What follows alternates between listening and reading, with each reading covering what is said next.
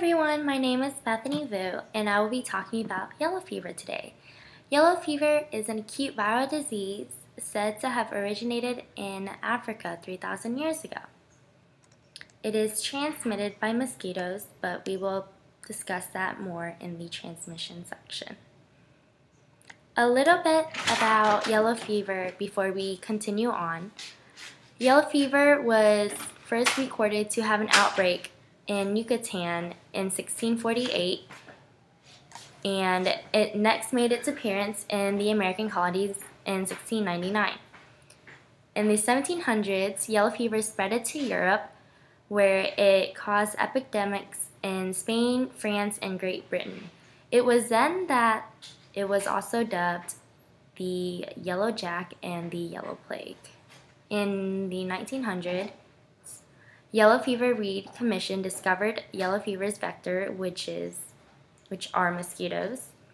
And in 1901, there was an increase in mosquito control, and in 1905, the U.S. saw its last outbreak in New Orleans. In 1930, yellow fever vaccines were developed. The yellow fever virus belongs to the family Flaviviridae and the genus Flavivirus, and has the species Febresis. It is a plus single-stranded RNA that is spherical in shape and is about 40 to 60 nanometers in diameter.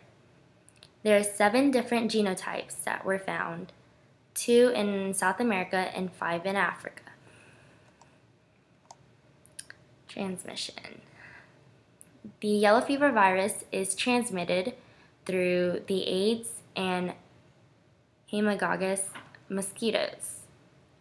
Normal human contact cannot transmit this disease. There are 3 types of transmission cycles. The first one is the sylvatic yellow fever. The next one is intermediate yellow fever, and the last one is urban yellow fever. The sylvatic yellow fever occurs when mosquitoes infect humans in forests or jungles. The intermediate yellow fever is when mosquitoes infect villagers who live near their habitat. And the urban yellow fever occurs when mosquitoes travel from a forest or jungle to an urban area where they infect people there. How do mosquitoes become infected? They become infected through vertical transmission, which is through mother to daughter, and through feeding on infectious humans or primates. A fun fact about the yellow fever is that its symptoms is only seen in humans and monkeys.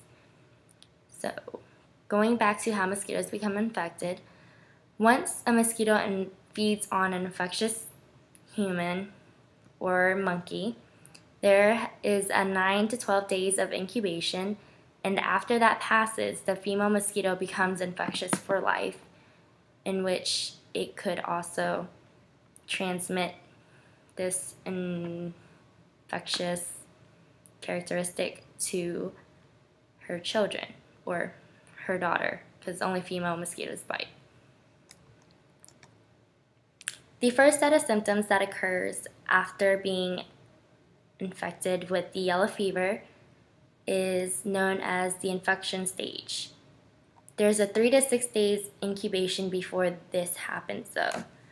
The symptoms cannot show, which is when a person is asymptomatic, but when it does, it's similar to the flu, in which there is fever, headaches, nausea, muscle aches, and back pain, vomiting, weakness, and dizziness. This could last for 3 to 4 days.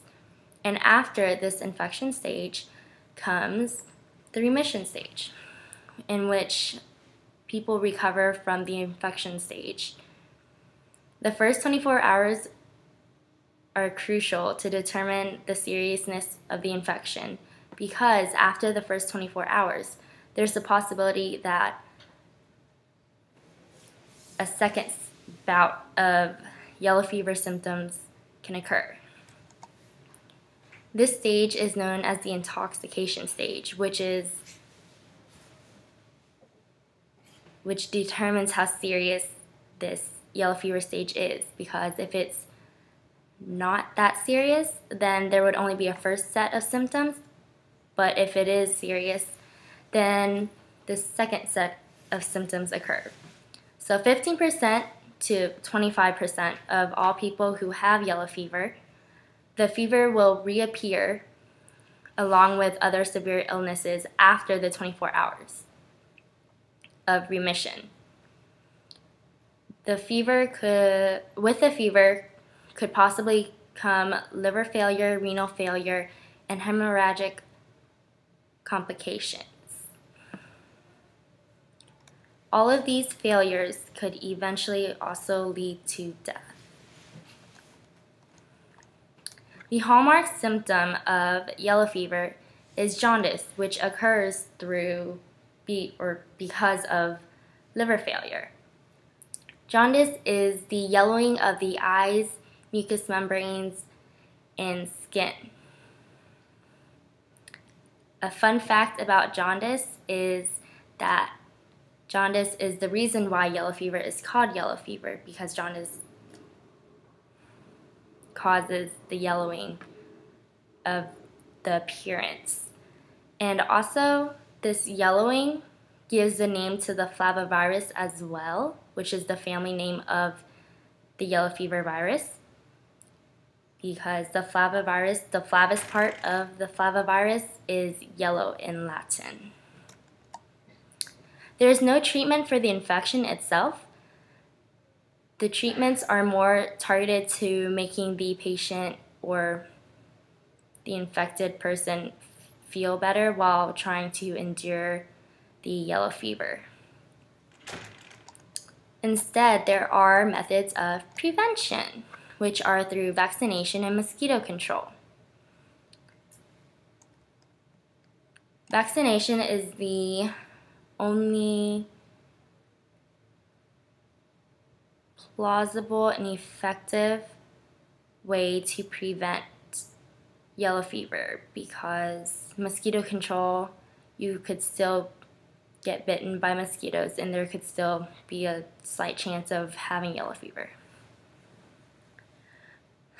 With the vaccination, there was actually 2 vaccines for yellow fever. The first one was 17D and the second was French nootropic vaccine.